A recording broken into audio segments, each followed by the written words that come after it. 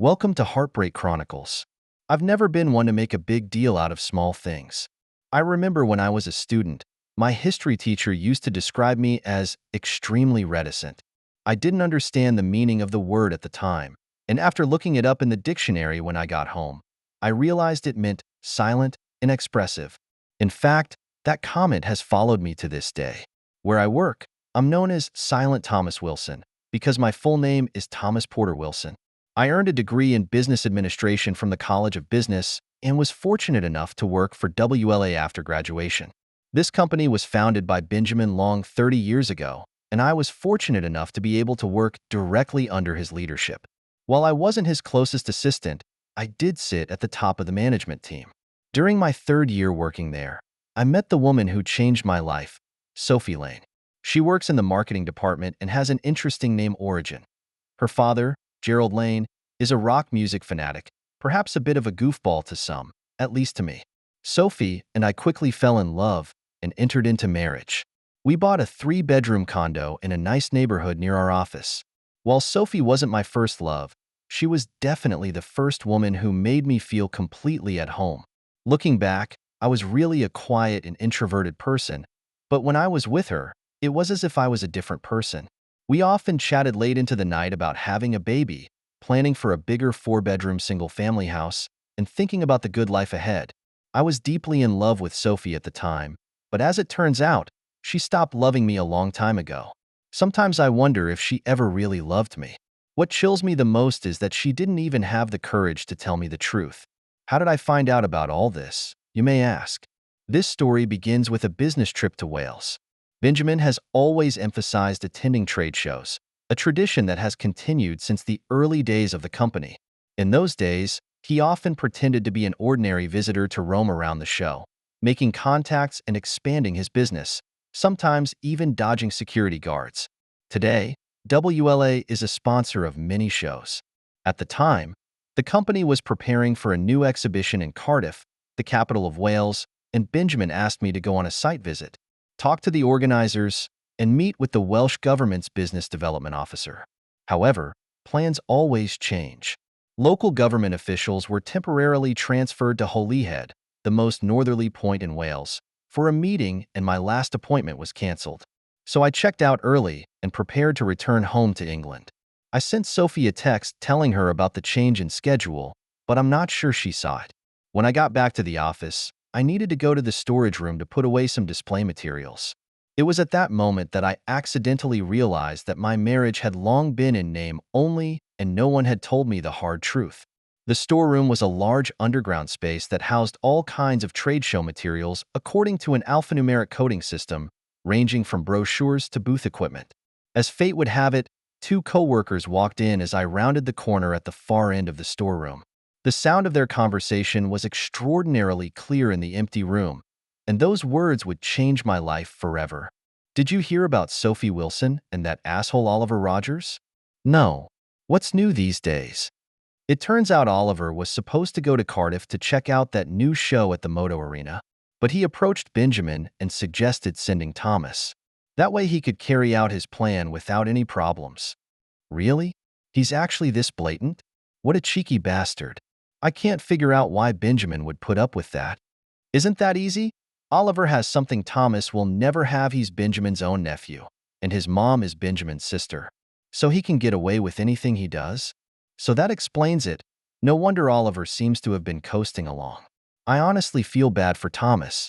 After all the work he's done for Benjamin over the years, he should have gotten a board position as a reward, only for Benjamin to send him on this pointless errand and give his nephew a chance to cheat on his wife. It's just disgusting. Stop. I was going to warn Thomas anonymously, but it was too risky. If Benjamin finds out I revealed it, I'm sure I'll lose my job. Now that we've just taken on a mortgage and have 2 kids to support, I really can't take that risk. Yeah, I'm in the same situation. Hand me that case, will you? It's the one over there. They've been in this relationship for months, and Thomas hasn't noticed a thing. Or maybe he has but hasn't done anything about it. Or maybe, like us, he's afraid to speak up. After all, there are rumors that Benjamin is considering promoting him to the board of directors, and it wouldn't be wise for him to get into trouble at this time. Honestly, I don't think Thomas even has a chance. Do you know how many people knew about his wife's affair? Pretty much the whole company knows. All the top executives are definitely aware of it, as well as the C-level management, and probably others as well. You know, rumors always travel fast. By the way, is it true? I heard Sophie's planning to divorce Thomas and marry Oliver. I've heard that too, but I'm not sure it's 100% true. They left the room and inadvertently destroyed my marriage. I don't even recognize their voices. I mechanically finished organizing and decided to leave the company. Suddenly, I realized that everything I believed was wrong. The wife I thought was the love of my life is neither the love of my life, nor has she long ceased to be my wife. My boss, who I've always considered a mentor and friend, is actually a despicable villain. My career at WLA was also not at all what I thought it would be. In fact, it's over. Those co-workers I thought I could trust were not even worth my spit, let alone trust. In a matter of minutes, I lost everything I held dear in my life. My wife, my expected child, my home, and my job. My parents died before I met Sophie, and I was an only child. Losing Sophie was devastating for me. She was like that old song, "You're everything to me," the sweetest song I'd sing for you. But now it's all gone up in smoke. How I wanted to talk to someone, but who could I tell? Since I was back a day early and hadn't seen anyone I knew yet, I was able to leave the office quietly and figure out how to deal with this life storm. I booked a hotel room nearby and started looking for a good divorce attorney. A friend reminded me, get a better lawyer before that betrayer makes his move. Fortunately, I was able to schedule a video consultation almost immediately. There is only one local firm that offers this service, so I chose them and spoke to their family law expert, Ms. Emma Pleasant. I explained to Emma in detail what I knew. She took notes while watching me through the screen, then asked, "Mr. Wilson, what do you want?" "I'm going to sue for divorce on the grounds of adultery, but don't we need proof? Shouldn't we hire a private investigator or something?" A long time ago, before my father's generation, the only way to prove adultery was to catch it in flagrante delicto, requiring independent witnesses, photographs, and other evidence.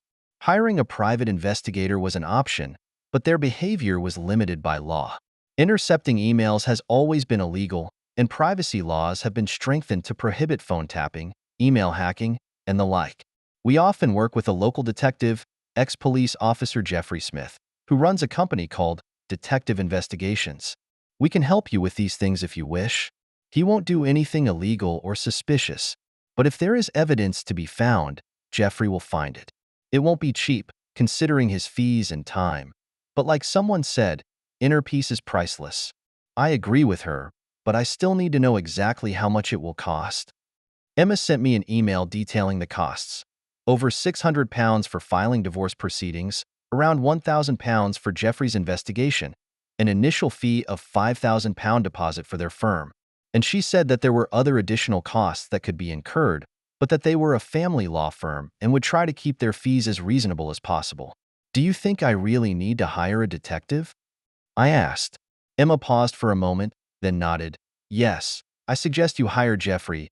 We have been working with him since he left the police force to start his own detective agency, and he is really very professional. Unless your wife has a sudden attack of conscience and voluntarily admits, 'Honey, I've been cheating on you with someone else,' and I'll agree to all the terms of your divorce. In all other cases, you will need Jeffrey's professional assistance. By the way, do you know who she was having an affair with? How did you find out?" I told her about the conversation I overheard in the storage room. Finally getting a chance to talk to someone about this made me feel better. "That's enough information to get us started," she said. "But if you want to file a divorce action for adultery, we'll need more evidence, and hopefully Jeffrey will be able to gather the evidence we need. In addition, you will need to consider other aspects. You obviously would not want to continue working for your current employer under these circumstances, so I would recommend that you consider filing a constructive dismissal action. We are a full-service law firm and can handle this aspect as well. If you agree, I will forward your information to our labor law department. If it were me, I would start preparing the case immediately. Contact your doctor right now and get a long-term sick note if possible, for example, because of PTSD. I would start preparing the divorce papers, and if you decide to settle with your wife, We can always withdraw the case. What are the chances of reconciliation? I thought for a few seconds before answering, no, never. If what those people are saying is true, she wants to divorce Oliver Rogers and marry him. I don't see any possibility of reconciliation. She nodded and said, yes, I understand. I will also forward your contact information to Jeffrey to get started. Immediately after finishing the conversation, I contacted my private medical service and a video consultation was quickly scheduled. They then sent me a 3-month sick note stating that it was for PTSD and psychological issues due to the hostile work environment. I also received a prescription for medication for PTSD. I sent the sick note to the company's HR department. I decided to be upfront and called Sophie. Hello, she answered the phone, and I seemed to hear a hint of wariness in her voice. Sophie, are you okay? When do you expect to be back? As a matter of fact, I'm back in town. When I went to my office, I overheard a conversation between two coworkers. They were talking about you and Oliver Rogers. It turns out Rogers is Benjamin's nephew. Is that true? Are you really related to Rogers? She took a breath and asked, what have you heard? I've heard that you've been having sex for months and that you're planning on divorcing me and marrying him. Is this true? She was silent for a moment before replying, Thomas, I wish it hadn't come to you like this. I was going to find the right time to politely tell you myself.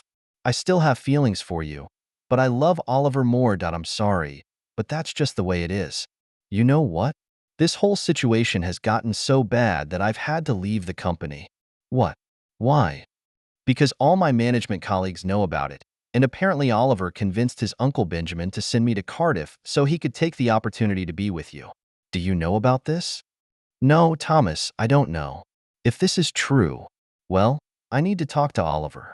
Whatever happened between us shouldn't have involved you, much less humiliated you like this. It's not right to do that. Everyone knows Rogers begged his uncle to sideline me so he could be with you.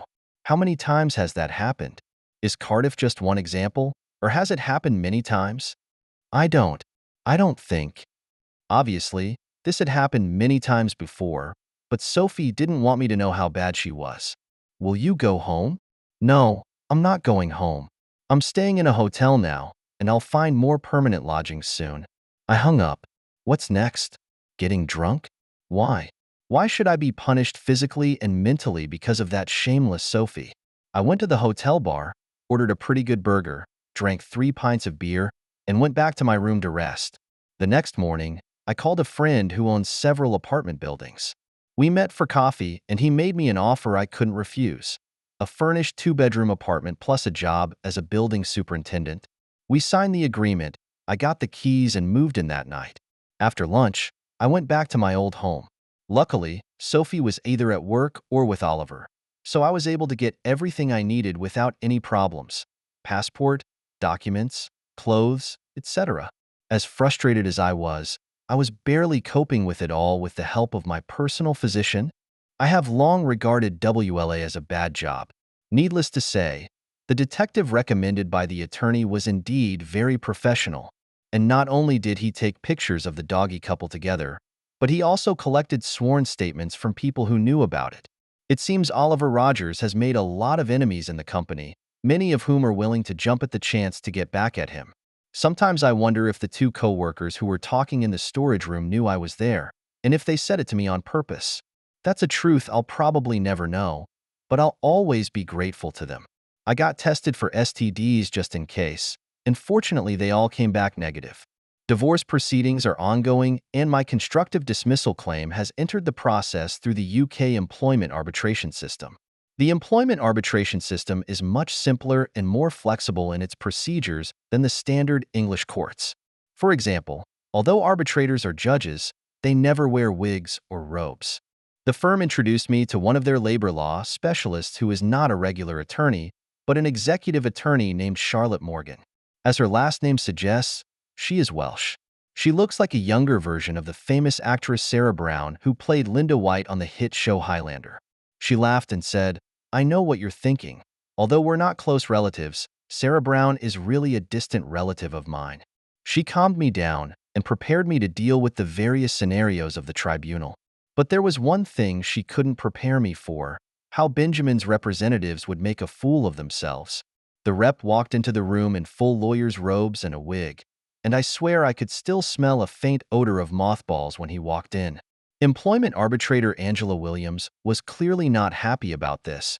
"You are representing WLA?" He bowed. "Yes, Your Honor." "This is not, Your Honor. This is an arbitral tribunal, not a court. There is no need for formal attire like wigs and robes here. Please remove your wig." "As you wish." He was visibly reluctant as he removed his wig. Charlotte whispered in my ear, "Oh, he obviously didn't like that. He was annoyed because he was going to use his barrister status to intimidate us mere mortals. I don't want to bore you with too many details, remember? I'm a man of few words. But this case is going badly for the WLA partners." Angela Williams agreed that if a company owner not only knew about his nephew's affair with a coworker, but actively created the conditions for it by intentionally sidelining the husband so that the nephew could date a married woman, this meant that the relationship between the employer and the employee had irretrievably broken down and constituted a condition for constructive dismissal.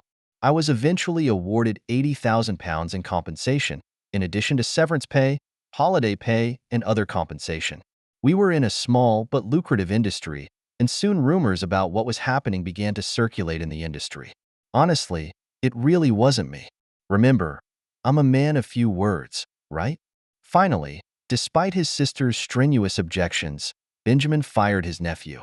However, it is widely recognized that this decision is too late. He lost several senior employees because these people realized that they could no longer trust a boss like that if he would conspire with his nephew to give him the opportunity to cheat on his wife with a member of the company's executive team. The divorce proceedings are going quite well. Evidence provided by the Jeff Detective Agency and used in the constructive dismissal case was also presented in the divorce proceedings. It ends up being a standard average property division. While I was angry that Sophie, an unfaithful wife, was able to benefit from this, it was worth it in a sense to get rid of the cheating woman.